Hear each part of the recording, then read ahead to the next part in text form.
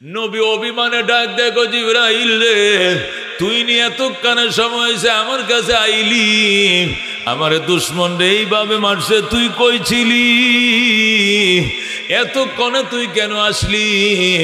আল্লাহু আকবার। জিবরাইল ডাক দেখো, ইয়া রাসূলুল্লাহ, ইয়া হাবিবাল্লাহ, আপনি আমাকে বদদুয়া দিয়েন না গো। আপনাকে যখন মারতাছে কাফেররা, তখন আমি আসমানে পড়ে রুদন করছি, আমি কাঁদছি, আল্লাহ আমারে যাইতে দেন, যাইতে দেন, আপনার নবীরে মাইরে ফালাইতেছে। কিন্তু আল্লাহ আমার শিকল দিয়ে আটকা রাখছে। আল্লাহ ডাক দেখো, একটু পরে যা, একটু পরে যা, আমার বন্ধুর গুনাহগার উম্মতের গুনাহগুলো মাফ হয়ে যাক। আল্লাহু আকবার। বাইতুল্লাহর দিকে তাকায় তাকায় কান্দে, বাইতুল্লাহ রে, তোর মালিক কই ছিল আমার কাফেরা এইভাবে মারলো? আমারে না বানাইলে তো তুই বাইতুল্লাহর বানাইতো না। আমার গায়ে মশা বসা হারাম, মাছি বসা নাই কোনোদিন, মশা বসা নাই কোনোদিন, এই গায়ে রক্ত দিয়ে কাফেররা লাল করলো। আর তোর মালিক কই ছিল রে বাইতুল্লাহ? নবী আমার বিনে বিনে কাঁদতেছে, কাঁদতে কাঁদতে নবীজির ঘুম আইসা যায়। যখন নবীর ঘুম আইসা যায়, আল্লাহ তার বন্ধু চেহারার দিকে তাকায় সহ্য করতে পারে না, ডাক দেখো জিবরাইল, চতুর্থ আকাশ থেকে বুরাক ল, তুই হবে বুরাকের ড্রাইভার, মিকাইল হবে বুরাকের হেল্পার, বন্ধু হবে আমার ভিআইপি যাত্রী। আমার বন্ধুকে এক টানে আমার বাড়িতে পৌঁছায় দে। বলেন আল্লাহু আকবার। আরবিকে তিন কারণে ভালোবাসো। লিআন্নি আরবিয়ুন, এক নম্বর আমি নবী আরব দেশের মানুষ। সুবহানাল্লাহ।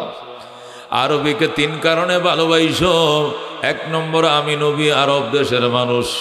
আমাকে যদি ভালোবাসা লাগে তাহলে আরবরেও ভালোবাসতে হবে, ঠিক কিনা?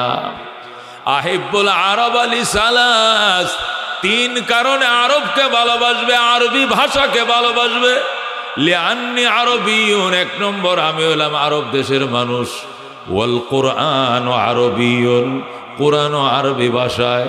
ওয়া লিসানু আহলিল জান্নাতি ফিল জান্নাতি আরবি, জান্নাতে যাওয়ার পরে জান্নাতের মাতৃভাষাও হবে আরবি। সুবহানাল্লাহ। জান্নাতের ভাষা আরবি, কোরআনের ভাষা আরবি, আমার নবীর ভাষা আরবি। এই জন্য তিনটে কারণে আরবিকে ভালোবাসতে হবে। কথা কোন ঠিক কিনা? আজকে আমরা আরবি নামে খবর নাই, নবীর সাল বাসের খবর নাই। জবানে ইয়ার মানা আরবি, ওয়ামানা আরবি নমিদানম, জবানে ইয়ার মান তুর্কি, ওয়ামান তুর্কি নমিদানম। ডক্টর ইকবাল ডাক দিয়ে আমার বন্ধুর ভাষা আরবি, অথচ আমি আরবি জানি না। আমার বন্ধুর ভাষা তুর্কি, আমি তুর্কি জানি না। এটা কোনোদিন বন্ধুত্বর পরিচয় হতে পারে না, ঠিক কিনা? আমার বন্ধুর ভাষা যদি আরবি হয়, তার সাথে আমি প্রেম করি, তাহলে তার ভাষা আমাকে শিখতেই হবে। আমি যদি প্রেম করি তুর্কিদের সাথে, তুর্কি ভাষা শিখতে হবে। আমি যদি প্রেম করি ইটালিয়ান নারীর সাথে, ইটালির ভাষা আমাকে শিখতে হবে। আমি যদি প্রেম করি দক্ষিণ কোরিয়ার নারীর সাথে, দক্ষিণ কোরিয়ার ভাষা শিখতে হবে। আমি যদি প্রেম করি জাপানির সাথে, জাপানের ভাষা শিখতে হবে। কথা বল ঠিক কিনা? ফেসবুকে লেখে, কয় তুর্কি মেয়ে প্রেমের টানে চলে আসছে শেরপুরে, ইটালির মেয়ে বাংলাদেশি ছেলের টানে, প্রেমের টানে ইটালির মেয়ে চলে আসছে বরিশালে। এটি দেখা যায় কিনা মাঝে মাঝে? ইটালির মেয়ে যে প্রেমের টানে বরিশাল আইলো, এই যে বরিশাল্য ফুলার সাথে তার প্রেম হইছে, এটা কি হে বরিশাল্য ভাষা কইছে আর সে ইটালি ভাষা কইছে, এইভাবে প্রেমটা হইছে? না দুজনের ভাষা শিখে নিছে? দুজনের ভাষা শিখছে। সে বরিশালের কথা বুঝছে, সেও ইটালির কথা বুঝছে, এরপরে প্রেম জন্মিছে। আমি তোমার জন্য পাগল, তুমিও হও আমার জন্য পাগল। এরপরে ইটালির মেয়ে চলে আসছে বাংলাদেশের বরিশালে। কথা কোন ঠিক কিনা? আল্লাহ নবী কয়, তুমি আমার কেমন ভালোবাসো, তুমি আমার কেমন ভালোবাসো আমার উম্মত। তুমি যদি আমাকে ভালোবাসতাম তাহলে আমার ভাষা তুমি শিখতে। কথা কোন ঠিক কিনা? আমার ভাষা তুমি শিখো নাই, তুমি কপাল পোড়া, ঠিক কিনা? আল্লাহ নবী বলছেন মাইয়ুরিদিল্লাহু বিহি খাইরা ইউফাক্কিহু ফিদ্দিন, আল্লাহ যার কল্যাণ চায়, আল্লাহ যার মঙ্গল চায়, তারে দ্বীনি ইলম শিক্ষা দেয়। কথা কোন ঠিক কিনা? তাহলে যে ব্যক্তির কল্যাণ আর মঙ্গল আল্লাহ চায় না, ওই ব্যক্তিকে দ্বীনি ইলম শিক্ষা দেয় না। সুতরাং যারা ইলম শিখি নাই, নিজের কল্যাণ আমরা নিজেই চাইলাম না, নিজের ধ্বংস আমরা নিজে চাইলাম। কথা কোন ঠিক কিনা? ইসলামী বর্ষপঞ্জিতে 12টা মাস, মুহররম, সফর, রবিউল আউয়াল, রবিউল সানি, জুমাদাল উলা, জুমাদাল উখরা, রজব, শাবান, শাওয়াল, রমজান, রমজান, শাওয়াল, জিলকদ, জিলহজ, এই 12টা মাসের মধ্যে প্রত্যেকটা মাসের মধ্যে কোনো দিন অথবা কোনো রাত অথবা কোনো মাসের পুরা দিন এবং পুরা রাত মহিমান্বিত। রজব মাসের মধ্যেও 26 তারিখ দিবাগত রজনীটা মহিমান্বিত। আল্লাহ তার বন্ধু, তার পিয়ারা হাবিব রাহমাতুল্লিল আলামিন, যারে না বানাইলে জগৎ বানাইতেন না, তিনি সশরীরে এই মহিমান্বিত রজনীতে আল্লাহর বাড়িতে বেড়াইতে যায়। যেরকম সুবহানাল্লাহ। এই জন্য রজব মাসের মধ্যেও এই ঐতিহাসিক মেরাজের ঘটনা ঘটার কারণে এখানেও এই মাসের 26 তারিখ, আজকে হলো 17 তারিখ শুরু হয়েছে। আর কয়দিন বাকি আছে? কন আর 9 দিন। আর কদিন? 9 দিন পরে দিবাগত রজনীতে যে রাতটা পড়বে, এই রাতটাতে আল্লাহ তার বন্ধুকে দাওয়াত করে তার বাড়িতে নিয়েছেন। যেরকম সুবহানাল্লাহ। এটা এই দাওয়াতটা ছিল রুহানি ভাবে নয়, ঘুমের মধ্যে নয়, স্বপ্ন যুগে নয়, সরাসরি সশরীরে সজাগ অবস্থায়। যেরকম সুবহানাল্লাহ।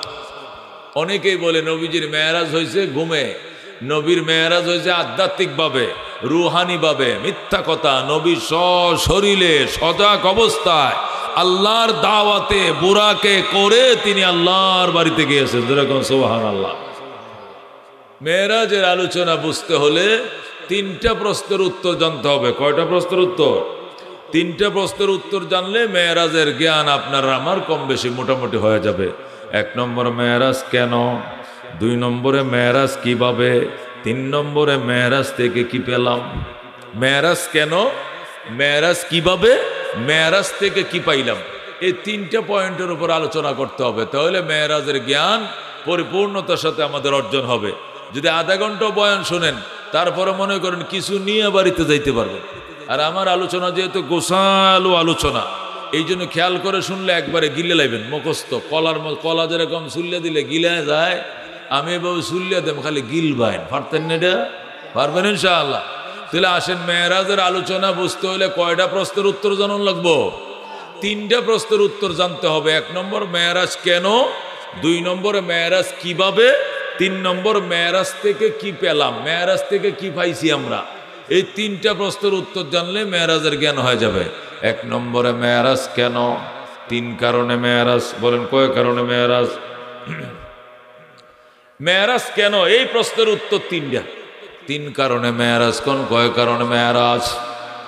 1 নম্বর কারণ হলো রজব মাসের চাঁদ উঠার পর, এই রজবের প্রথম সপ্তাহে নবীজির কলিজা টুকরা চাচা হযরত আবু তালেবের ইন্তেকাল। এই চাঁদের প্রথম সপ্তাহে আবু তালেবের ইন্তেকাল। যখন আবু তালেব ইন্তেকাল করবেন, দুনিয়া থেকে বিদায় নিবেন, নবীজির কাছে সংবাদ আইছে, নবী গো, আপনার চাচা আপনাকে ডাকে, উনি একবার সংকটময় মুহূর্তে দুনিয়া থেকে বিদায় নিবে। আল্লাহ নবী একটা দৌড় দিয়ে চাচা আবু তালেবের ঘরে গেছে। যায়া দেখা আবু তালেবের ডেকর শুরু হয়ে গেছে, একটনি শুরু হয়ে গেছে। আল্লাহ নবী চাচার কিনারে যায়, কয় চাচা, আপনার জীবদ্দশায় মানুষ আমার গায়ে পাথর মারবে দূরের কথা, ফুলের আঘাত দেওয়ার সাহস পর্যন্ত পায় নাই, কোনা চোখে তাকানোর সাহস পায় নাই। আপনি আমার এমন একজন পরম গার্জিয়ান ছিলেন, আজকে বুঝে আপনি দুনিয়ার থেকে বিদায় নেবেন। জীবনে আমার এত উপকার করলেন, আপনার জীবদ্দশায় কেউ আমার দিকে তাকাইতেও সাহস পায় নাই, রাঙ্গা চোখ করার সাহসও পায় নাই। আর আজকে দুনিয়ার থেকে আপনি চলে যাবেন, আপনার কোনো উপকার করতে পারি নাই রে চাচা। আমি আপনাকে একটা কথাই শুধু প্রস্তাব দিব, আপনি দয়া করে মেহেরবানি করে আপনার কানটা আমার মুখের সাথে একটু লাগান। লাগায় আমার কথাটা শুনেন খেয়াল করে। কই কি কথা? আমি যে ইসলামটা পালন করি এই ব্যাপারে আপনার মতামত কি? আবু তালেব ডাক দিয়ে কয় ভাতিজা, ইসলামটা আমার কাছে এত পরিষ্কার, দুপুরবেলার সূর্যটা যেমন পরিষ্কার। সুবহানাল্লাহ। দুপুরবেলার সূর্য যেরকম বুঝায় দেওয়া লাগে না, সবাই বুঝে এটা সূর্য। আমি আবু তালেবে বুঝি তোমার ধর্মটা সত্য, দ্বিপ্রহরের সূর্যের মতো তোমার ধর্মটা একদম স্পষ্ট। কথা হলে চাচা আপনি একবার কালমাটা পড়েন। চাচা থু খায় গেছে, বলে কি? একবার কালমাটা পড়েন, মুহাম্মাদুর রাসূলুল্লাহ কইলে যদি লজ্জা লাগে তাহলে এই অংশটা কম লাগতো না? শুধু প্রথম অংশটা বলেন, লা ইলাহা ইল্লাল্লাহ। তাওহীদের অংশটুকু আপনি বলেন, কেউ শোনা লাগতো না, আমার কানে কানে বলেন, আমি মুহাম্মাদুর রাসূলুল্লাহ সাল্লাল্লাহু আলাইহি সাল্লাম সাক্ষী হিসাবে আমি একাই যথেষ্ট। জোরে বলো আল্লাহু আকবার। আমি নবী সাক্ষী হিসাবে যথেষ্ট। মুহাম্মাদুর রাসূলুল্লাহ বইলা বাতিজার নামটা নিতে যদি তোমার শরম লাগে তাহলে এই অংশ আমি মাফ করে দিলাম। তুমি প্রথম অংশটা বলো, লা ইলাহা ইল্লাল্লাহ বলো। আমি নবী কথা দিলাম কোমরে গামছা বাইন্ধে তোমার জান্নাতে নিয়ে যাব। দোস্ত, আল্লাহ নবী যখন এমন প্রস্তাব দিলেন, আবু জাহেলের শরীরের মধ্যে একটু শান্তি এসে গেছে। আবু তালেবের শরীরে। আবু তালেব ডাক, দেখো আমারে বাতিজা একটু উঠে উঠায় বসা। নবী চাচারে উঠায় বসাইলেন। বসানোর পরে কেমন যেন প্রস্তুতি নিতেছে, সে কালিমাটা পড়িবে। এমন অবস্থায় আবু জেহেলের বাহিনী লাঠি সুডা নিয়ে আইসে আবু তালেবরে ঘেরাও করে ফেলছে। আইসা বলতেছে, আসবুতা, হে আবু তালেব, তুমি কি ধর্ম থেকে হয়ে গেছো? তুমি কি বাপ দাদার ধর্ম ছাড়ছো? তুমি বাতিজার ধর্ম কি গ্রহণ করছো? আবু তালেব কয়, কেন? তোমার বাপ নমনাটা তো ভালো না, বাতিজার সাথে এত অন্তরঙ্গ পরিবেশে কি এর কথা কানাগানি কিলো কানাগানি আরম্ভ হইছে। এই যে বল্লমটা দেখছো, বুকটাতে ভার দিয়াম, ফিটটাতে বাইর করে লাইয়াম, এইভাবে অস্ত্র ধরছে আবু তালেবের দিকে। আল্লাহ নবীরে দূরে বসাইছে। বাতিজা চাচার থেকে নিরাপদ দূরে বসেন, এত কাছে বৈশা খাতির করার দরকার নাই। শেষ বয়সে আপনি চাচাকে বেঈমান বানানোর চেষ্টা করতেছেন। নবী কয়, বেঈমান নয়, আমি ইমানের দৌলত ঢুকানোর চেষ্টা করতেছি। সুবহানাল্লাহ। দোস্ত, আবু তালেব ডাক দিয়া কয়, এ আবু জেহেল, আমি বাতিজার সাথে কথা দিয়ে দিছি, আমি কালিমাটা পড়ে কবরে যেতে চাই। আবু জেহেল ডাক দেখো, ভাই তুমি আমার বড় ভাই, দোহাই লাগে অনুরোধ করি, গোটা জাতি তোমাকে কলঙ্কের মালা পরাবে আর বলবে সাপ যেমনে গাতে যাওয়ার আগে সোজা হয়ে যায়, আবু তালেবও গর্ত যাওয়ার আগে সোজা হয়ে গেছে। এই লজ্জা তোমারে দিবে, এই কলঙ্ক গোটা কুরাইশের উপরে বর্তাবে। তুমি লজ্জা বরণ করিও না, এমন ভাবে বুঝাইতে শুরু করছে। আবু তালেব ডাক দেখো, বাতিজা মাফ করে দিও তুমি আমাকে। কাবিলতুন নারা আলাল আর, আমি লজ্জার উপরে জাহান্নামকে প্রাধান্য দিলাম। নাউজুবিল্লাহ। আমি লজ্জা বরণ করতে পারবো না, প্রয়োজনে আমি জাহান্নামে যাইতে রাজি আছি, তবু লজ্জা বরণ করতে রাজি না। কাবিলতুন নারা আলাল আর, আমি জাহান্নামকে কবুল করলাম লজ্জার উপরে। এই বলে আবু তালেব কালমা পড়বো না বলে দিল। আল্লাহ নবী কাঁদতে শুরু করলেন। এমন অবস্থা আবু তালেব মারা যায়। ওই জমানায় তো আর আগুন দিয়ে ফুরাইতো না, মুশরিকদেরকে মাটিতে পুঁতে রাখতো, গর্ত করে কবর করে আবু তালেবকে পুঁতেছে। নবীজিও নিজের চাচার গায়ের উপরে মাটি দিয়েছে। কান্নাকাটি করতে করতে বাড়িতে আসছে। চেহারার চোখগুলো একদম কালো, অন্নাব আনারের মতো লাল। আল্লাহু আকবার। হযরতে খাদিজাতুল কুবরা বলে, স্বামী গো, আপনার চেহারা এত লাল কেন? চোখগুলো এইভাবে লাল কেন? নবী ডাক দিয়ে কয়, খাদিজা, আগামীকাল থেকে মক্কানগর বের হলে বেঈমানরা যদি আমার আঘাত করে ফিরানোর মতো কেউ নাই। কেন, কি হয়েছে? আমার চাচা আবু তালেব দুনিয়ার থেকে বিদায় নিয়ে নিছে। এই চাচা জীবনে আমার এত উপকার করছে, আমি আজকে তার বিদায় বেলা একটু উপকার করার সুযোগ পাইলাম না। ওগো আমার খাদিজা, কলিজা ফাইটা যায়। বাবার সাথে জীবনে দেখা হয় নাই, 6 বছর বয়সে মা হারাইছি। 8 বছর বয়সে দাদা হারাইছি, আজকে নবী হওয়ার পর আজকে চাচাও হারাইছি গো খাদিজা। খাদিজা আজকে আমি কেমনে বের হবে মক্কা নগরে? কাফেররা যদি মারে আমারে ফিরানোর মতো কেউ নাই। খাদিজা ডাক দিয়ে কয় রাহমাতুল আলামিন, আপনি কাইদেন না, আপনি এতিম। এমন কোন নিষ্ঠুর এই পৃথিবীতে নাই যে নিষ্ঠুর আপনার উপর আঘাত করবে। এমন কোন হৃদয়বান মানুষ, এমন নিষ্ঠুর হৃদয়বান মানুষ কেউ নাই যে এতিম নবীর উপর আঘাত করবে। এরপরেও যদি করে আপনি ধৈর্য ধারণ করবেন, ঘরে আসবেন, আমি আপনাকে এক বিছনা এক বালিশে শোয়ায়াম, আপনাকে আমি সান্ত্বনা দেব। আঘাতের জায়গার মধ্যে আমি খাদিজা মলম মাখবো। আল্লাহু আকবার। হযরত খাদিজাতুল কুবরা কত কিসিমের সান্ত্বনা দিতেছিলেন, এরপরও গোতার চোখের পানি থামে না, নবীজির চোখের পানি থামে না। খাদিজা বলেন রসুল গো কাইদেন না, আপনার চোখের পানি আমি সইতে পারি না। আমি সোজা হিসাবটাই বুঝি। কই কি হিসাব বলো?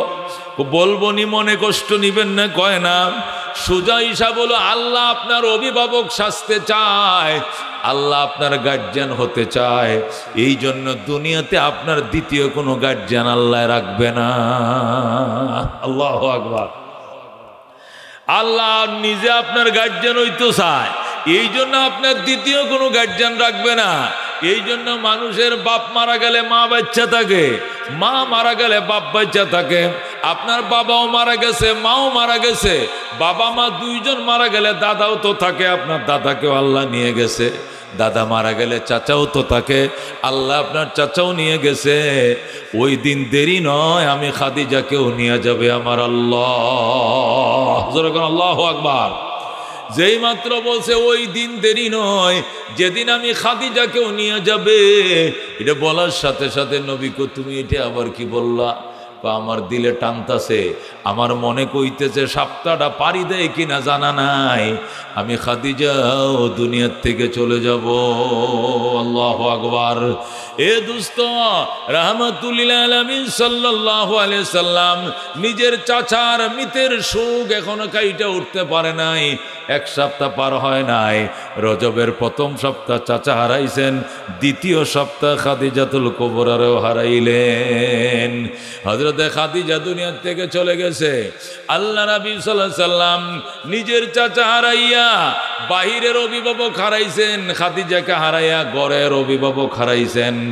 দুনো অভিভাবক হারাইয়া আল্লাহর হাবিব নিজের পালক পুত্র হযরতে যায়েদ ইবনে হারেসাকে নিয়ে চলে গেছেন তায়েফে। এ যায়েদ ইবনে হারেসা, চল, এখন মক্কা আমার জন্য নিরাপদ নয়। মক্কার মানুষ যদি আমারে মারে, ফিরানোর কেউ নাই, ঘরে গেলে সান্ত্বনা দেওয়ারও কেউ নাই। আমি মক্কায় থাকবো না, আমি তায়েফে যাব। চলো। নিজের পালক পুত্র যায়েদ ইবনে হারেসাকে নিয়ে নবী চলে গেলেন তায়েফে। যাইয়া তায়েফবাসীদেরকে উঠানের মধ্যে বসাইলেন। ওরে তায়েফবাসী, নিজের হাতে দেবতা বানাইয়া এটারে রব মনে করে পূজা করো, এর চেয়ে বুকামি আর কিছু নাই।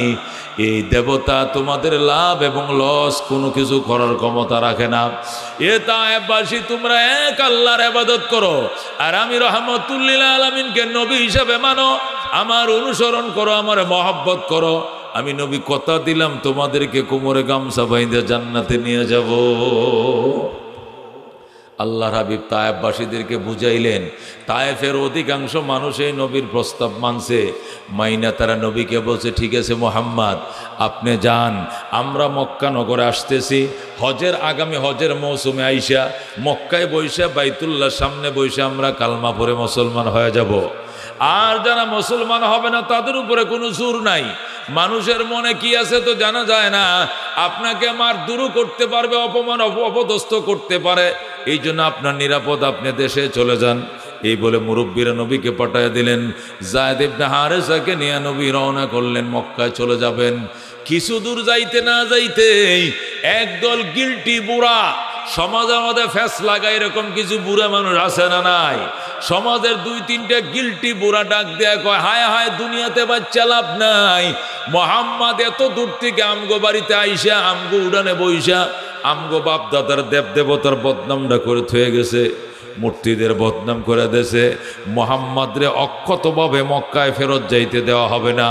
মার পাথর মার, মোহাম্মদকে থেতলা বেতলা বানায় ফেল, মোহাম্মদকে মাটির সাথে মিশায় ফেল। যেরকম নাউজুবিল্লাহ।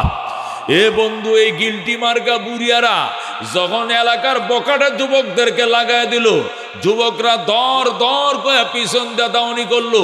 যায়েদ ইবনে হারেসা রাদিয়াল্লাহু তাআলা আনহু ডাক দে, আব্বা জান, ওই যে দেখেন দুশমন আইতেছে মারার জন্য। নবীকে মারবো কেন? আমি তো কেউ রে গাইল গলুস করি নাই, কেউ কেউ শক্ত কথাও বলি নাই, মারবে কেন? আমাদেরকে টার্গেট করে নাই। যায়েদ ইবনে হারেসা কয়, আমাদেরকে টার্গেট করেছে, পাথর মারার জন্য আসতেছে। যেই কথা সেই কাজ। বাবায় সন্তান কথা বলতে বলতে বৃষ্টির মতো পাথর মারা শুরু করছে। আল্লাহ নবী কয়, তোমরা কেন গো আমারে মারতেছ? কয়, ইনতা মাজনুন, তুমি পাগল। নবী কয়, লাস্তু বিমজনুন, আমি পাগল নই, ওয়ালাকিন্নী আবদুল্লাহ ওয়া রাসূলু, আমি আল্লাহর বান্দা এবং তার রাসূল। কে শুনে কার কথা? পাথর মারতেছে।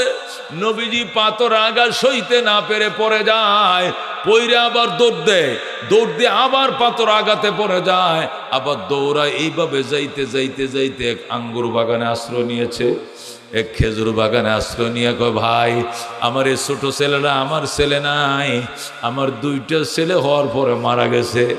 এই ছেলেটাকে আমি পালক ফালছি, আমার যায়েদ ইবনে হারেসা। আমার ছেলেরা ছোট বাচ্চাটারে সেভ করো। ওরা ছোট বাচ্চাটাকে সেভ করার জন্য বলতেছে। যায়েদ ইবনে হারেসা কয়, আমারে সেভ করা লাগবে না গো, আমার আব্বা জানকে সেভ করো। যখন আল্লাহু আকবার। নবীজিকে সেভ করো। জানে না বানাইলে দুনিয়া বানাইতো না আল্লাহ। উনাকে সেভ করো। বাবাই কো সন্তানরে সেভ করো, সন্তান কো বাবারে সেভ করো। এমন অবস্থাতে কাফেররা ঘেরাও করে ফেলাইছে।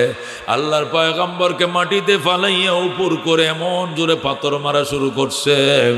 মারতে মারতে নবী আমার জ্ঞান হারায় ফেলছে। একবার জ্ঞান ফিরে আসে, চোখ খুলে তাকায়, আবার জ্ঞানহীন হয়ে যায়, আবার চোখ খুলে তাকায়, আবার জ্ঞান হারা হয়ে যায়। নবী বলেন, লিমা তাজরিবুন, তোমরা কেন মারো? কয়, ইনতা মাজনুন, তুমি পাগল। রাসূল কলা তাজরিবুন, আমারে মাইরো না, লাস্তু বিমজনুন, আমি পাগল নই, ওয়ালাকিন্নী আবদুল্লাহ ওয়া রাসূলু, আমি আল্লাহর বান্দা এবং তার রাসূল। আল্লাহ নবী করুণ কণ্ঠে কান্দে আর বলে, মারিস না রে কাফের, মাইরো না মাই, রোনা কাফের, মাইরো না, মাইরো না মাই, রোনা কাফের, মাইরো না। আমি নবী, আমি নবী, পাগল না। আমি নবী, আমি নবী, পাগল না। আল্লাহু আকবার।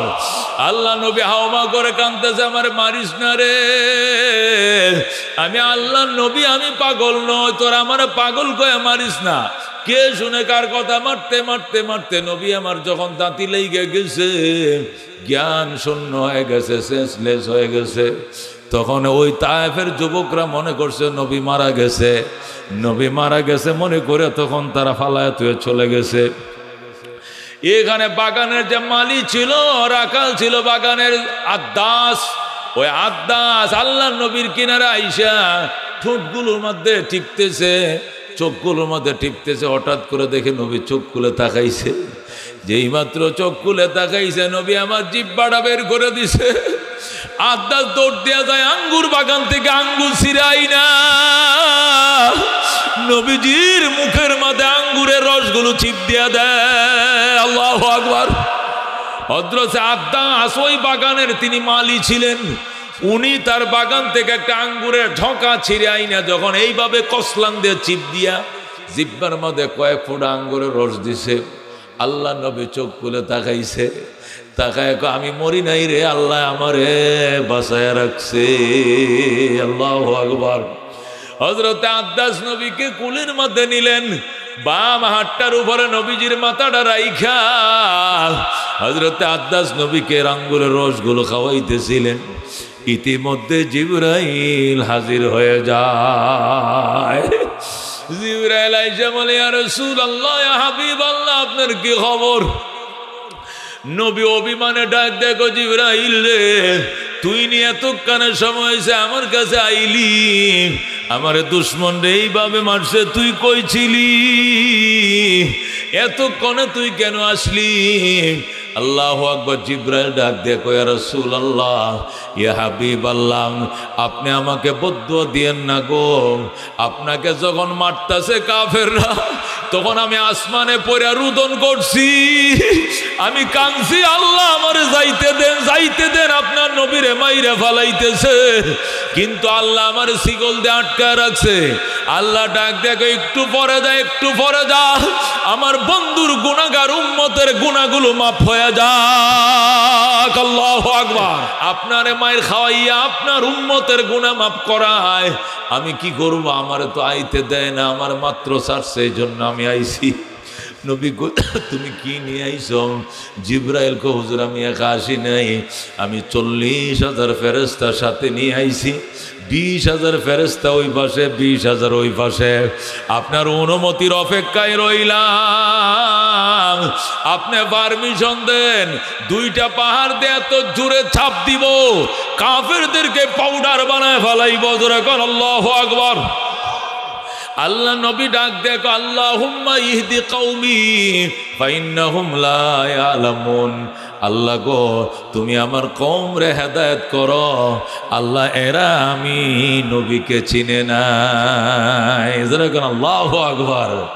আকাশ হতে চাঁদ নেমেছে মা আমিনার কোলে, আদার রাতে উঠল যেন চাঁদের চেরাগ জ্বলে, চাঁদের চেরাগ জ্বলে। গুলশানে আজ বুলবুলিরা গাইছে শিরিন কালাম, তমাম জাহান নবীর তরে জানাইলা কো সালাম, জানাইলা কো সালাম।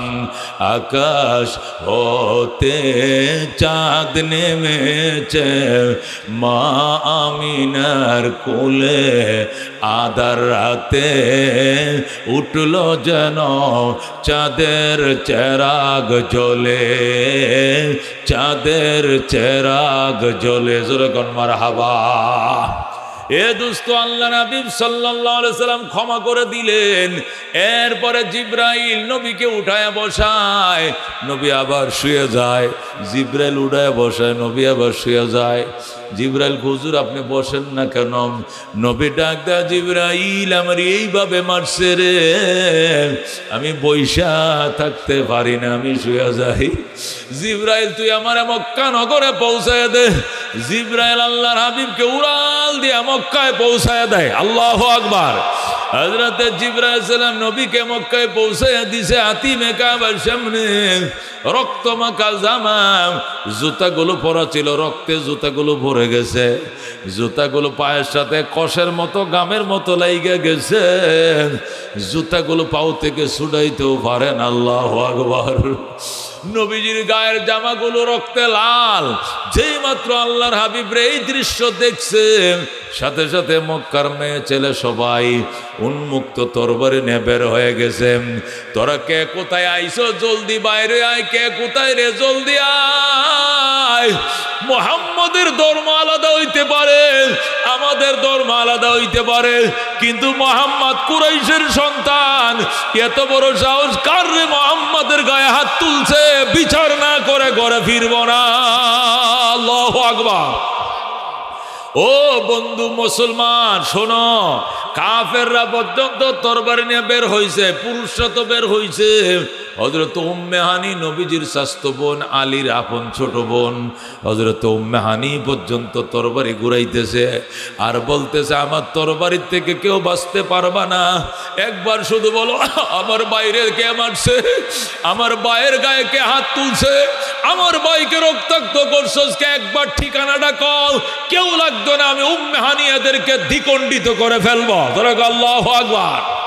আল্লাহ নবী ডাক দেয়া গো, ভাই বন্ধুরা থামো, আমার চাচারা তোমরা থামো গো, আমার রক্ত যেখানে ঝরছে সেখানে বইসে আমি মাফ করে দিয়েছি। আল্লাহু আকবার। আমার রক্ত যারা যেখানে ফেলছে আমি সেখানে সেই রক্তের প্রতিশোধ ক্ষমা করে দিয়েছি। আমার রক্তের প্রতিশোধ নিলে আমি এত খুশি হব না, কালমা পরে মুসলমান হইলে যে খুশি হব। একটা কাজ করো, তোমরা সবাই কালমা পরে মুসলমান হয়ে যাও। যারা আমাকে মারছে, রক্তাক্ত করছে, আমি সেখানে তাদেরকে মাফ করে দিয়েছি। আমি এর চেয়েও বেশি খুশি হব যদি তোমরা কালমা পরে মুসলমান হয়ে যাও। এই কথা বলার সাথে সাথে তারা থেমে গেলাম। আল্লাহ নবী সাল্লাল্লাহু আলাইহি ওয়াসাল্লাম নিজের জামা বদলাইলেন।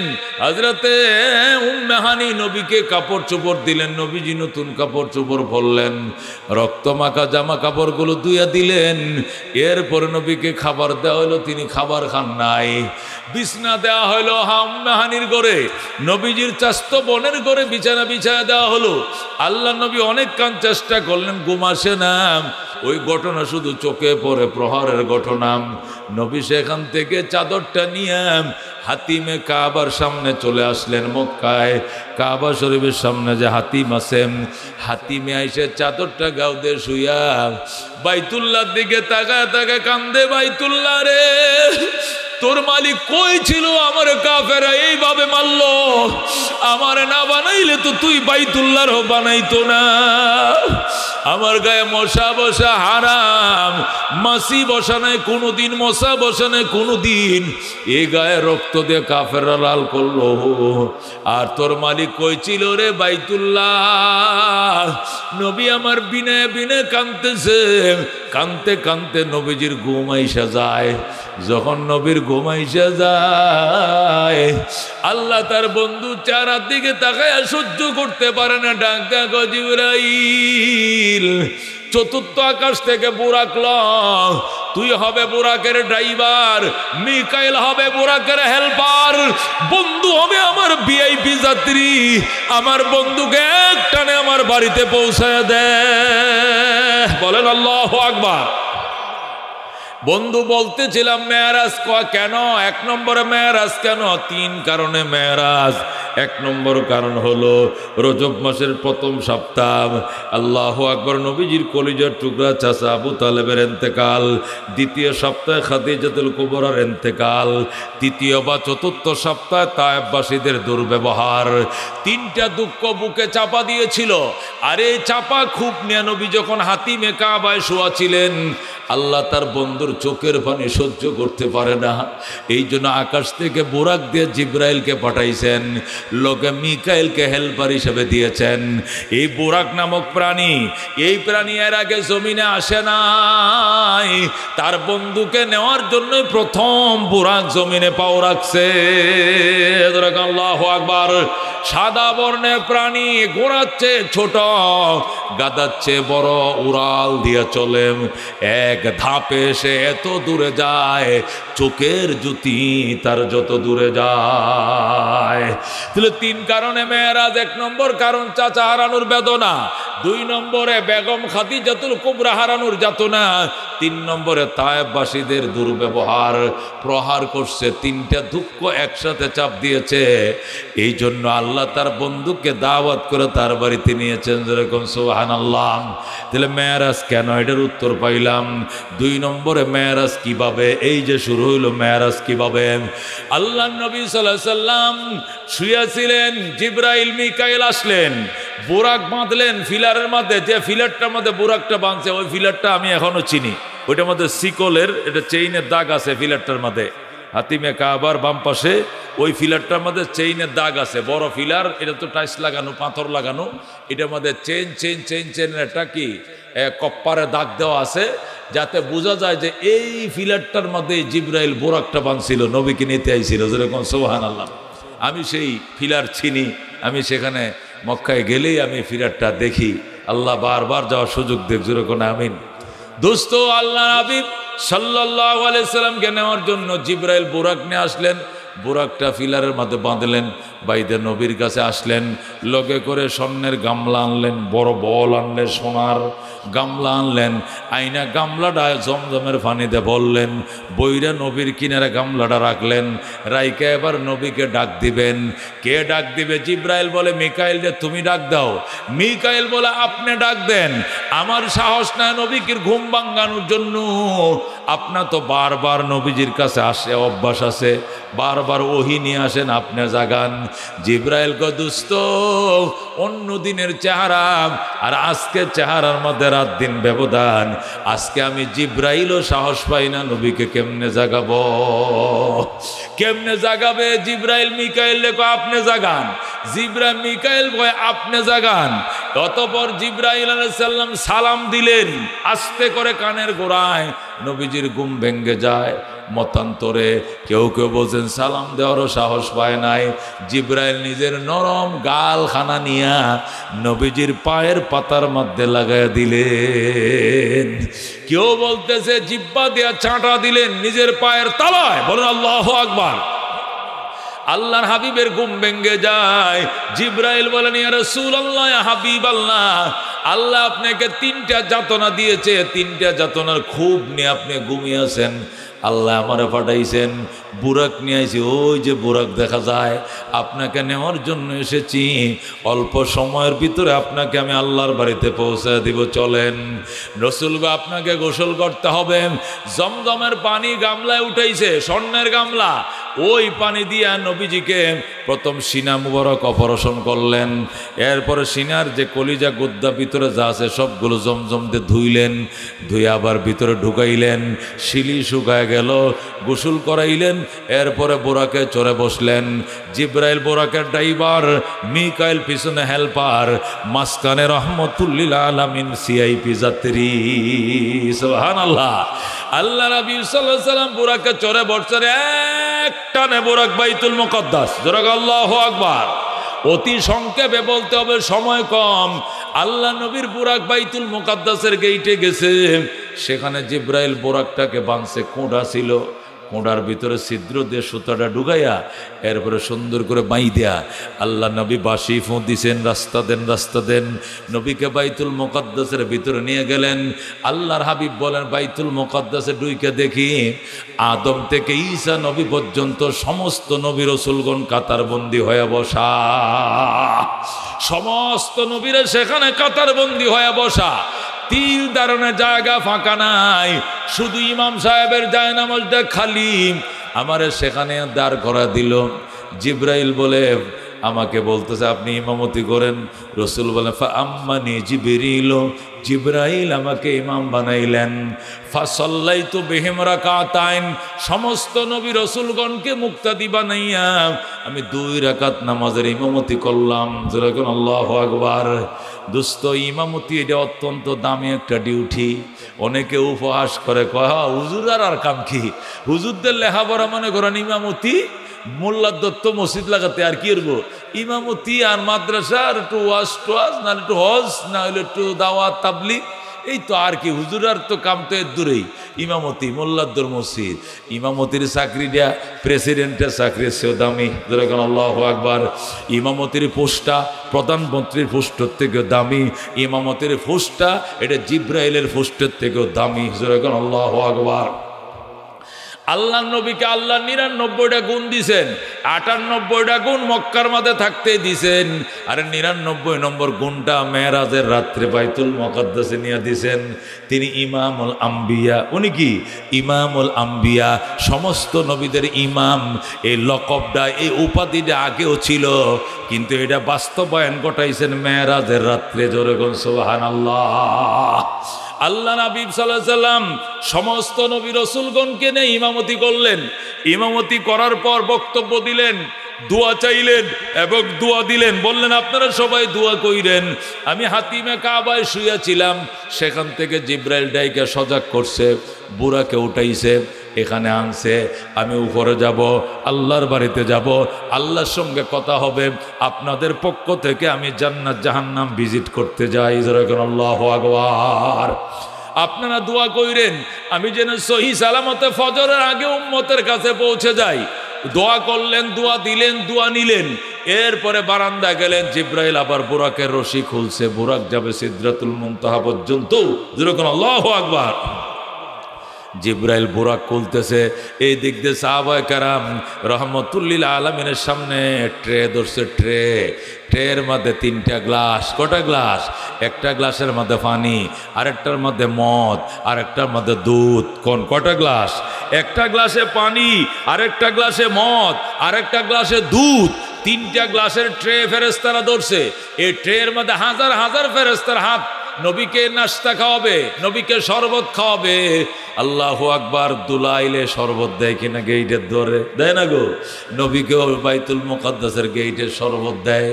আল্লাহ নবী জিব্রাইল কম মিন আইন শীতা ইশরাব ইয়া রাসূলুল্লাহ, যেখান থেকে খুশি আপনি পান করেন। এটা কি পানি, এটা কি দুধ, এটা কি মদ, যেটা খুশি পান করেন, আপনি স্বাধীন। আল্লাহ নবী পানিতেও হাত দেয় নাই, মদেও হাত দেয় নাই। মাঝখান থেকে দুধের গ্লাসটা নিয়ে 3 ডুবে পুরোটা দুধ পান করে ফেলেছে। আল্লাহ হাবিব যখন দুধের গ্লাস থেকে দুধ পান করলেন, ফেরেশতারা স্লোগানে স্লোগানে মুখরিত করে ফেলছে। নারে তাকবীর, আল্লাহু আকবার, উম্মতে মুহাম্মাদিয়া মারহাবা মারহাবা। কিরে ফেরেশতারা এত আনন্দ কেন, এত মারহাবা কেন? কয় আসবতাল ফিতরতা, আসবতাল ফিতরতা। রসুল গোম, আপনি যথাযথ সিদ্ধান্ত নিয়েছেন, আপনি সঠিক সিদ্ধান্ত নিয়েছেন, আপনি দুধ পান করেছেন। সুবহানাল্লাহ। রসুল কয় তাহলে কি হতো যদি পানি পান করতাম, কি হতো যদি মদ পান করতাম? জিব্রাইল কয় ফাইন শরীফ তাল মা, আপনি যদি পানি পান করতেন গারিকাত উম্মাতুকা, আপনার উম্মত পানিতে প্লাবিত হয়ে মারা যাইত। নূহ আলাইহিস সালামের উম্মত যেরকম তুফানে জলোচ্ছ্বাসে ডুবে মারা গেছে, আপনার উম্মত এইভাবে জলোচ্ছ্বাসে ডুবে মারা যাইত। ফাওয়াইন শরীফ তাল খামার, আর যদি আপনি মদের গ্লাসটা নিয়ে মদটা পান করতেন গাওয়াত উম্মাতুকা, আপনার উম্মত পথভ্রষ্ট হয়ে যাইত, আপনার সমস্ত উম্মত পাইকারি মদ খাওয়া শুরু করে দিত। এখন তো সমাজের খারাপ মানুষগুলো মদ খায়, ভালো মানুষ মদকে ঘৃণা করে। আর আপনি যদি মদের বোতল টান দিতেন, গ্লাস টান দিতেন, আপনার উম্মত 100 মদ পান করে গুমরা হয়ে যাইত। জোরে করে আল্লাহু আকবার। আপনি পানিও পান করেন নাই, আপনি মদও পান করেন নাই, আপনি দুধ পান করছেন। দুধ মানি শরীয়ত, দুধ মানি নির্ভেজাল, দুধ মানি জান্নাত। আপনার অধিকাংশ উম্মতেই জান্নাতে যাবে। বলেন আল্লাহু আকবার। আল্লাহর হাবিব আল্লাহু আকবার, আল্লাহু আকবার, আল্লাহু আকবার।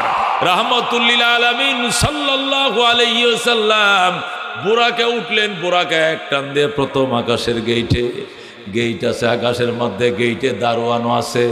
গেইটের মধ্যে যে কলিং বেল টিপ দিলেন, ওই পাশ থেকে বেল বাইজা উঠলো। জিজ্ঞাসা করে মানান্তা আপনি কে? কো মোহাম্মদ। আমি মোহাম্মদ।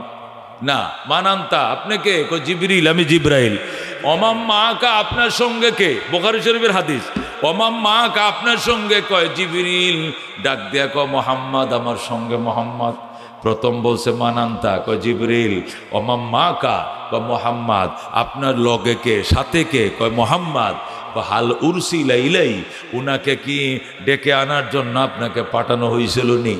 এটার অর্থ হলো হাল উরসিলা ইলাইর এক অর্থ। আর কেউ বলছেন হাল উরসিলা ইলাই কোন মোহাম্মদ, উনাকে কি রিসালত দেওয়া হয়েছে কিনা? কয় হ্যাঁ, নাম উনাকে রেসালত দেওয়া হয়েছে। ফাফুতিহা লানা, রসুল বলেন সাথে সাথে আমাদের জন্য গেট খুলে দেওয়া হয়। সুবহানাল্লাহ। গেইটে যায় যখন কলিং বেল টিপ দিলাম, গেট খুলে না। আগে পরিচয় জানছে কে? আমি বললাম জিবরাইল। লগে কে? মোহাম্মদ।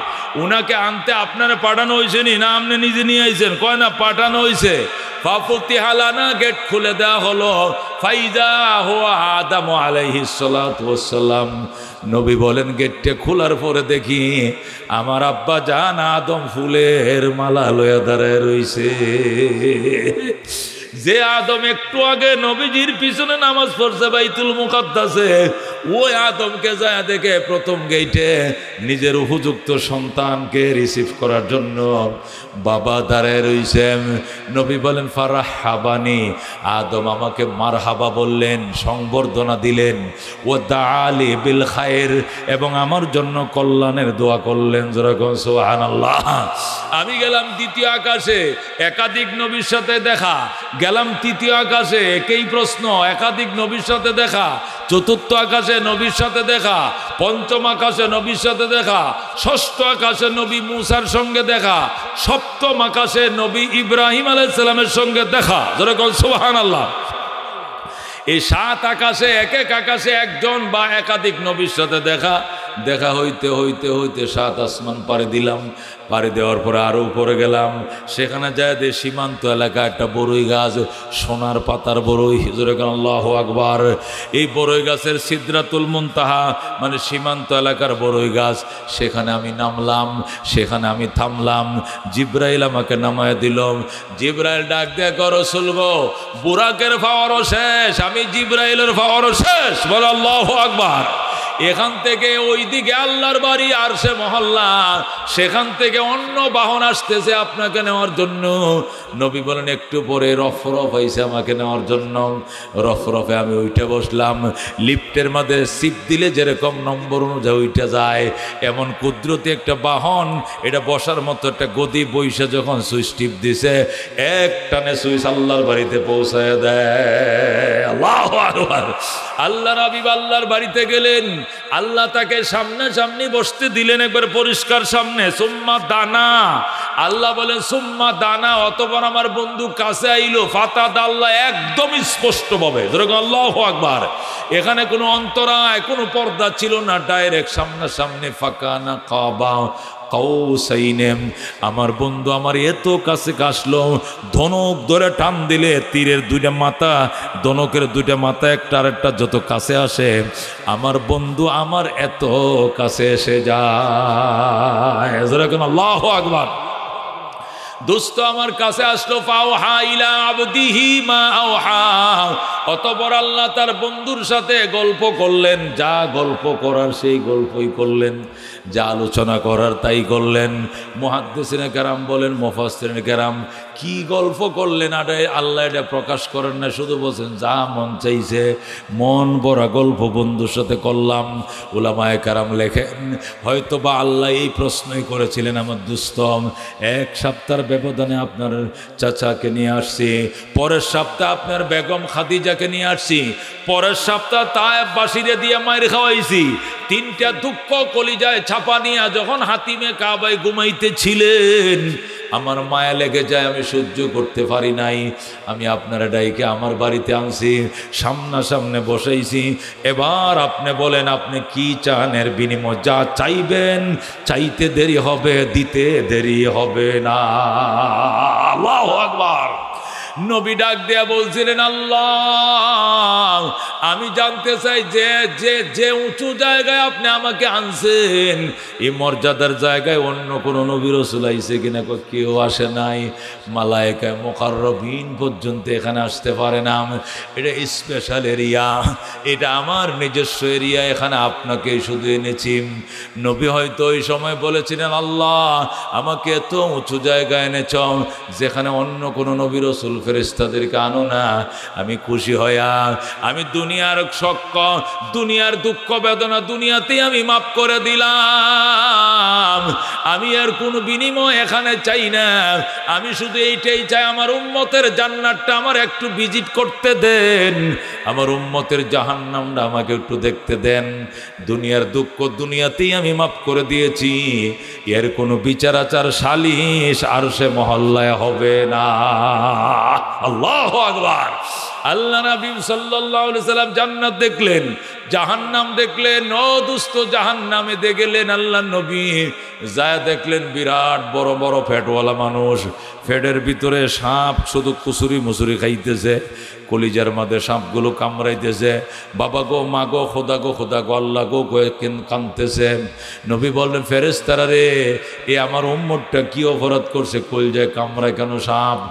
হুজুর আপনার এই উম্মতটা সুদে টাকা লাগাইতো, সুদে টাকা লাগাইতো, আর মুড়িডারে মোড়া বানাইছিল, বয়া বয়া খাইতো। 1 লাখ দিলে মাসের শেষে 1,10,000, 2 মাস গেলে 1 মাস 20,000, 3 মাস গেলে 1 মাস 30,000, 1,30,000। এটা আজান দেয়া সুদ খাইতো, চক্রবৃদ্ধি সুদ খাইতো। এই সুদকুরের পরিণতি আল্লাহ তার সমস্ত সম্পত্তিকে আল্লাহ আজদাহা সাপ বানাইছে, বিষাক্ত সাপ বানাইছে, বানায় এটি তার পেটের ভিতরে ঢুকাইছে। এই সাপগুলো যখন কলিজার মধ্যে ধ্বংসন করে খোদা গো গো চিল্লান মারে, এই দুশ্মনকে আল্লাহ শাস্তি দিয়েছে সুদ খাওয়ার কারণে। জোরে কোন নাউজুবিল্লাহ।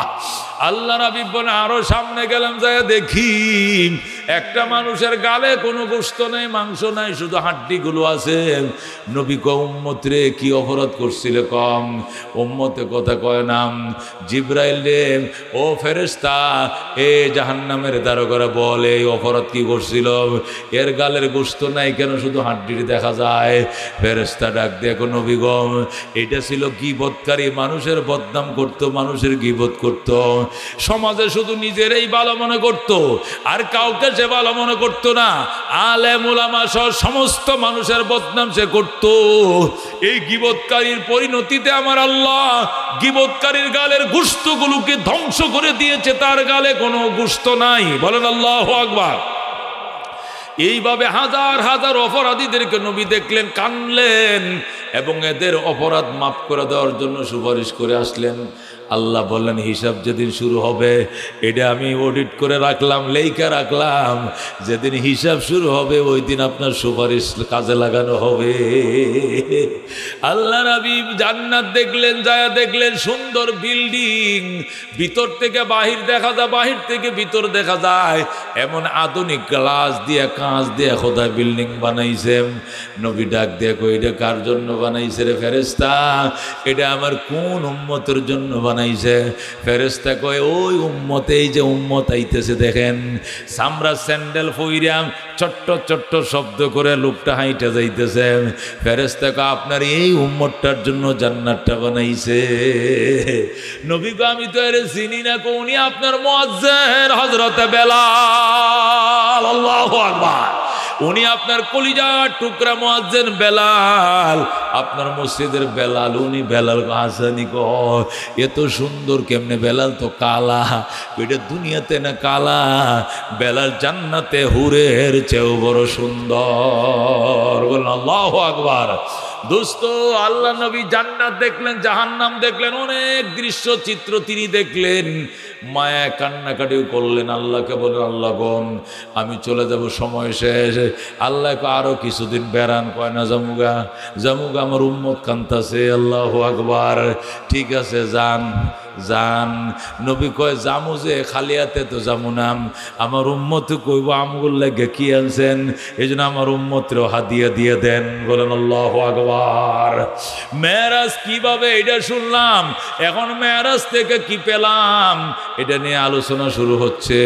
নবী ডাক দিয়ে কয়, আল্লাহ গো, আমার কিছু দেন, খালি হাত যাব না, উম্মতের জন্য নিয়ে যাব। আল্লাহ ডাক দিয়ে কয়, বন্ধু 50 ওয়াক্ত নামাজ দিলাম। আল্লাহু আকবার। নবী কয়, আমার যে মেরাজ দিয়েছেন আমার উম্মতরও মেরাজটাই দিয়ে দেন। আল্লাহ ডাক দিয়ে কয়, আপনাকে মেরাজ করাইছি আকাশে উঠাইয়া, আর আপনার বন্ধু যে উম্মত, আপনার উম্মত যখন নামাজে দাঁড়াইবে তখন তাদের নামাজটাকে আমি মেরাজ ঘোষণা করে দিলাম। সুবহানাল্লাহ। আল্লাহ নবী খুশি হয়ে গেলেন। কত দিলেন? আল্লাহ কয়, 50 ওয়াক্ত নামাজ দিলাম। বলে আল্লাহু আকবার। আল্লাহ নবী 50 ওয়াক্ত নামাজে অত্যন্ত খুশি হইছে, খুব খুশি হইছে। খুশিতে আত্মহারা হইয়া নবী খুশিতে রওনা করছে। 7 নম্বর আকাশে আইছে, হযরত ইব্রাহিম খলিলুল্লাহর সাথে দেখা। খলিলুল্লাহ কয়, কি লইয়া যান? উম্মতের জন্য 50 ওয়াক্ত নামাজ দিছে, মাত্র 50 নামাজ দিছে। ইব্রাহিমকে আসলে তো বেশি না, উম্মতরে কয়েন যত্ন সহকারে 50 ওয়াক্ত নামাজ পড়ার জন্য। সুবহানাল্লাহ। এরপরে ষষ্ঠ আকাশে গেছে, হযরতে মূসা আলাইহিস সালাম ডাক দেয়া কয় কি লইয়া যান? কয় মাত্র 50 ওয়াক্ত নামাজ দিছে আল্লাহ, এটাতে শুকর, আলহামদুলিল্লাহ, আল্লাহ যা দিছে শুকরিয়া। মূসা আলাইহিস সালামকে আমনে মাত্র কোন, এটা নি মাত্র। আমার উম্মত 2 ওয়াক্ত নামাজ পড়তে পারে নাই, 1 ওয়াক্ত বললে আরেক ওয়াক্ত ছুটে গেছে। আপনার উম্মত 50 ওয়াক্ত নামাজ কেমনে পড়বে? এটা তো সারা দিন খালি নামাজই পড়ন লাগবো, এত নামাজ আপনার উম্মতে পারবো না। জলদি যান, কমান, জলদি যান, কমান, এত নামাজ আপনার উম্মতে পারবে না। আল্লাহু আকবার। নবী ডাক দেখো আমি পারতাম না, যাইতাম, মাত্র 50 ওয়াক্ত নামাজ দিছে, এটা কোনো ব্যাপার নেই বেটা, তুই ভয় লাগাস কিনলে গিয়া? ভয় তো আসল ঘটনা, আমনে তো পারবেন কিন্তু আপনার উম্মত পারবো না। আপনি উম্মতের উপরে দয়া করেন। মূসা আলাইহিস সালাম যখন বারবার ফিরাফিরি করতেছে, মূসার কথায় নবী দৌড় দেয় নাই, নবী নিজের মনে মনে একটু চিন্তা ভাবনা করছে, করার পরে যখন বুঝে আইছে এরপরে তিনি রওনা করছেন। যেরকম সুবহানাল্লাহ। আল্লাহর কাছে যায়, আল্লাহ আমি তো 50-এ রাজি আছিলাম, এই জন্য 50 নিয়েই তো রওনা হয়েছিলাম, কিন্তু মূসা পয়গম্বর কইছে উনার অভিজ্ঞতার থেকে এত নামাজ নাকি আমার উম্মত পারতো না। মূসা পয়গম্বর আমারে পাঠাইছে, যদি কমানতে দয়া করে কমাইতেও পারেন, কিন্তু আমি কিন্তু ব্যক্তিগতভাবে কমানোর পক্ষে না। এটা মূসা নবী শিখাই দিছে, উনার কথাটাই আপনারা কইলাম, দেখেন কমাইবেন কিনা। আল্লাহ কয় ঠিক আছে, উনার সম্মানে 5 ওয়াক্ত কমায়া দিলাম। আল্লাহু আকবার। আবার আইসে, কয় কত কমাইছে? আল্লাহ কয় 50 থেকে 5 কমছে, 45 আছে। মূসা কয় পারতো না 45, আবার যান। নবী আবার গেছে, আরো 5 কমাইছে, এইভাবে আবার যান, আবার যান, 9 বার ফাটাইছে। কয়বার? 9 বার গেছে আমাদের নবী মূসা নবীর কথায়। 9 বার যাওয়ার পর 45 কমছে, আর কত আছে? 5 আছে। মূসা কো আবার যান, 5ও পারতো না। আমাদের নবী কই ইন্নী আস্তাহি মিন, আমার লজ্জা লাগে, আমি পারতাম না, তুই যা বেড়া। আমি কেমনে যাব? 6 তলার উপরে 1 সিঁড়ি উড়ার পাওয়ার আমার নাই, ঘুরে ছাই হয়ে যাব। দোস্ত আল্লাহ নবী সাল্লাল্লাহু আলাইহি সাল্লাম আর গেলেন না, রাইকা দিলেন 5 ওয়াক্ত। কয় ওয়াক্ত? 5 ওয়াক্ত। মূসা নবীর সুপারিশে 45 কমছে। এই জন্য ইহুদিরা আমাদেরকে শরম দেয়। ইহুদিরা বলে, কয় আমগো নবী মূসারে চিল্লা না, আমগো নবী তো তোমাদেরকে বাঁচাইছে, নাহলে সারা দিন শুধু তুমগো নামাজ পড়ন লাগতো। ইহুদিরা আমগরে খোঁড়া দেয়, কি কয় জানেন? হে মুসলমান, তোরার নবী তোরার দরদ বুঝে না। তোরার নবী 50 ওয়াক্ত নামাজ রওনা করছিল, দেখছো সাহসটা কথা নেই বড়। তোরা চাইছি সারাদিন খালি নমাজে ভরাইতো, সারাদিন শুধু নমাজেই ভরাইতো, কিন্তু আমগো নবী মূসা নবী তো করে বাঁচাইয়া দিছে। আমরা বলতে চাই কথা আমরা মানি না, কতক্ষণ ঠিক কিনা? আমরা বলতে চাই মার থেকে মাসির দরদ কোনোদিন বেশি হয় না, কতক্ষণ ঠিক কিনা? আমাদের নবীর থেকে তোমাদের নবীর মায়া বেশি নয়, কতক্ষণ ঠিক কিনা? আমরা তোমাদের এই কথা মানবো না, তোমাদের নবী উপকার করছে এটা মানবো না, বরং বলবো আমাদের নবী উপকার করছে, কতক্ষণ ঠিক কিনা? এই জন্য আমরা 5টা জবাব দেব। কয়টা জবাব? 5টা উত্তর দেব। 1 নম্বর উত্তর হলো, প্রত্যেকটা নবীর ভিতরে 2টা গুণ আছে, দামি কথা, এগুলো ইলমি কথা, মনে রাখলে ভালো হইব, আলেমদের জন্য বেশি উপকার হইব। প্রশ্নটা হলো এই যে মূসা নবীর কথায় আমাদের নবী 9 বার গেছে, কয়বার গেছে? প্রতিবারে 5 ওয়াক্ত করে নামাজ কমছে, 9 বারে কত ওয়াক্ত কমছে? 45 ওয়াক্ত কমছে। তাহলে উপকারটা তো মূসা নবী করছে, আমগো নবী তো বুঝলো না আমগোর মায়া, উনি তো 50 লয়ে চোখ বন্ধ করে যাবেন না, রওনাটা করছিল, ডাহাতিটা না করছিল, নমাজ তো খালি হারা দিন ভরাইল, খালি 1 নামাজের সালাম ফিরাইলে আর 1 নামাজের আজান দিয়ে আল্লাহ, কতক্ষণ ঠিক কিনা? দোয়ানদারি করতে আল্লাহ না, আলগিরিস্তি তো গেছেন সব, দেশ বিদেশ আওয়ামী লীগ বিএমপি জাতীয় পার্টি মিছিল মিটিং সব ধ্বংস হয়ে গেছেন, তত্ত্বাবধায়ক সরকারও থাকলো না, কিচ্ছু থাকলো না, খালি নমাজ পড়ো, খালি নমাজ পড়ো, খালি নমাজ পড়ো। মূসা নবী বাঁচাইছে, মূসা নবী বাঁচাইছে। এটা ইহুদিরা বলে। কারা বলে? ইহুদিরা বলে। আমরা বলি এই কথাটা সত্য নয়। তার 5টা উত্তর। কটা উত্তর? 1 নম্বর উত্তর হলো, প্রত্যেকটা নবীর জন্য 2টা গুণ আছে। কোন? প্রত্যেকটা নবীর কটা পরিচয় আছে? 2টা পরিচয় আছে। একটা হলো আব্দুল্লাহ আর একটা হলো রাসূল। নবীর গুণ কয়টা? নবীদের গুণ কয়টা, ইউনিফর্ম কয়টা, পরিচয় কয়টা? দুইটা। একটা হলো তিনি আল্লাহর বান্দা, দুই নম্বর হলো উনি রসুল। এক নম্বর তিনি আল্লাহর বান্দা, দুই নম্বর উনি কি আল্লাহর রসুল। আমাদের নবীকে আশহাদু আন্না মুহাম্মাদান আবদুহু ওয়া রাসূলু, আমি আরো সাক্ষ্য দিতেছি যে হযরত মুহাম্মদ সাল্লাল্লাহু আলাইহি সাল্লাম আল্লাহর বান্দা এবং তার রাসূল। তাহলে রসুলের পরে প্রত্যেকটা নবীর পরিচয় কয়টা? দুইটা। মূসা আলাইহিস সালাম উনি আল্লাহর বান্দা এবং রাসূল, ইব্রাহিম আলাইহিস সালাম আল্লাহর বান্দা এবং তার রাসূল। আমাদের নবীও তিনি আল্লাহর বান্দা এবং রাসূল। প্রত্যেকটা নবীর কাছে কয়টা গুণ আছে? দুইটা গুণ আছে। একটা বান্দা, বান্দা মানে দাস, বাংলায় বলে দাস।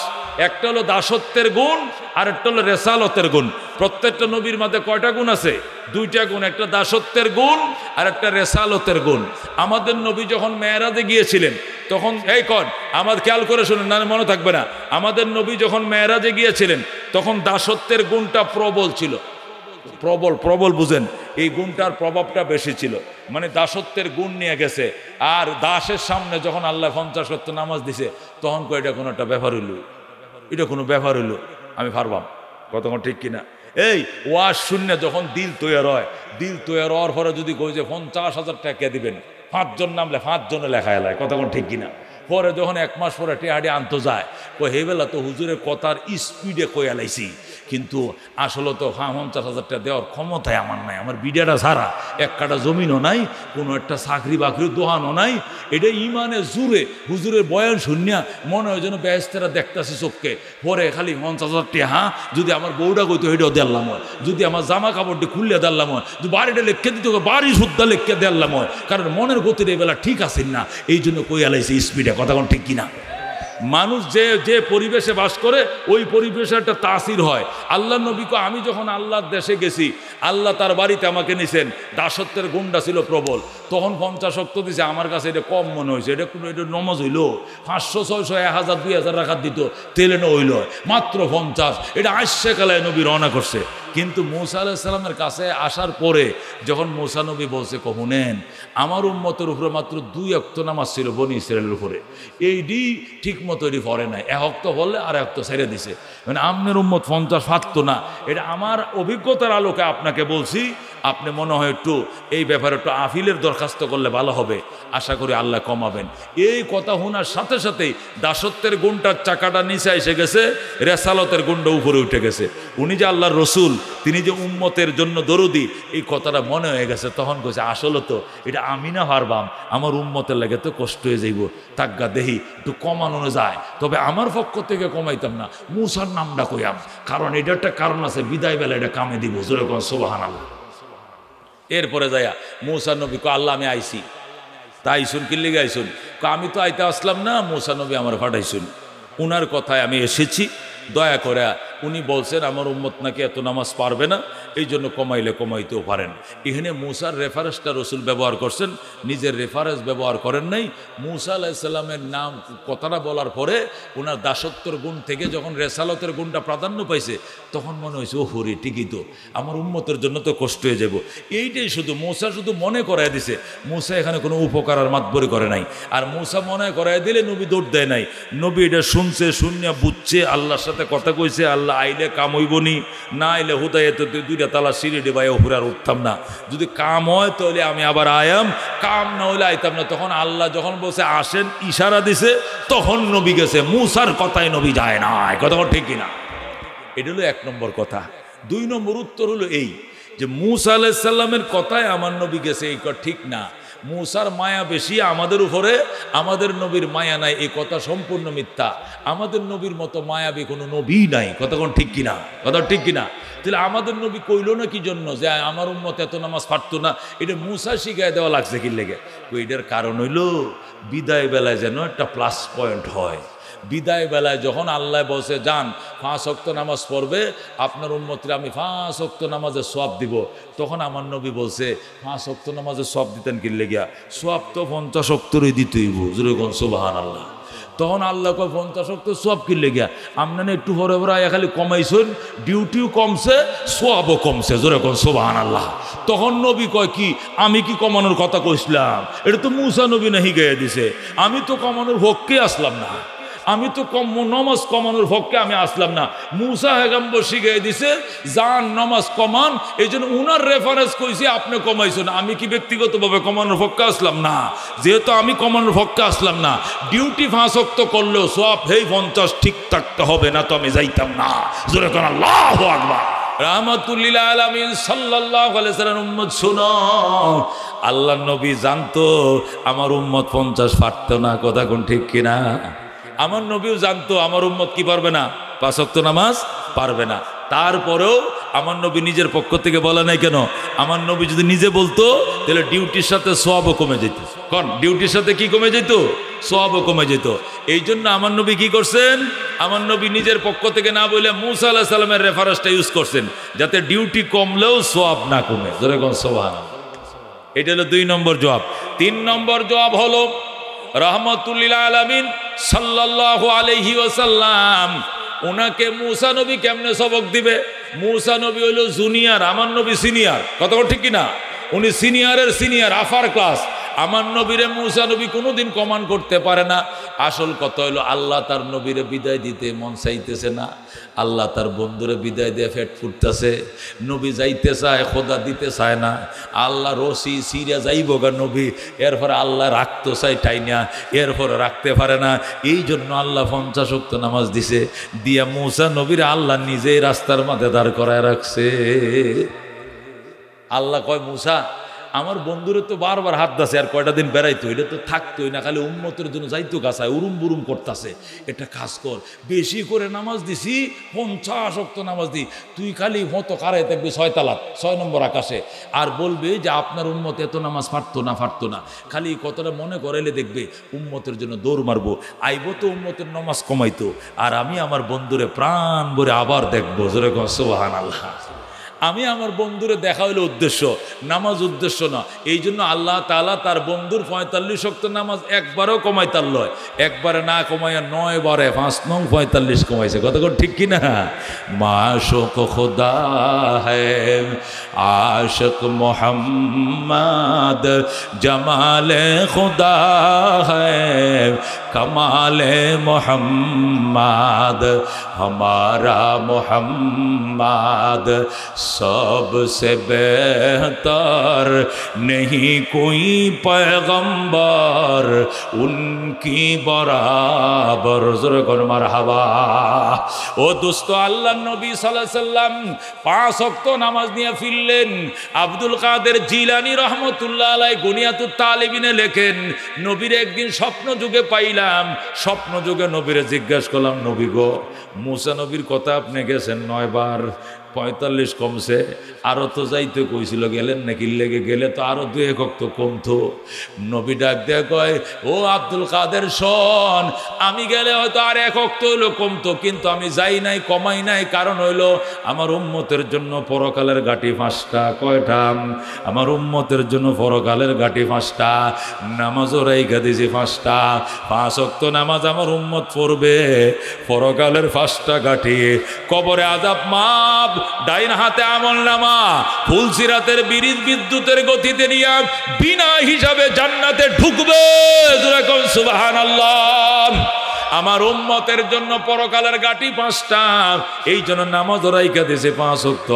5 ওয়াক্ত নামাজ যদি আমার উম্মত যত সময় পালন করে, তাহলে 5টা গাটি পার হইয়া বিনা হিসাবে জান্নাতে ঢুকবে। সুবহানাল্লাহ।